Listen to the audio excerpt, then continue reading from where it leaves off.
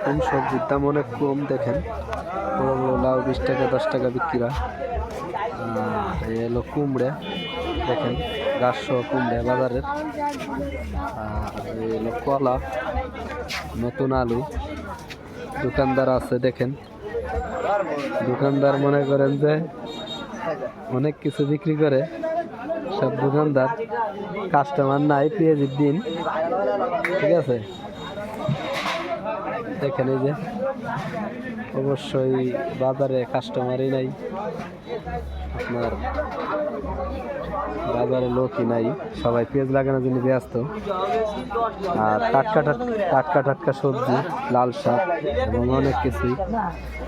অবশ্যই আপনারা বাজারের পরিস্থিতি অবশ্যই দেখেন। আর সবজির দাম যে এতটা কম, আসলে সীমানার বাইরে। বেটারা কেমনে বানাবি কোন সবজি? সবজি অনেকই দাম কম, দামের কারণে অনেক কিছুই বেটারা খেত খামার করবে না।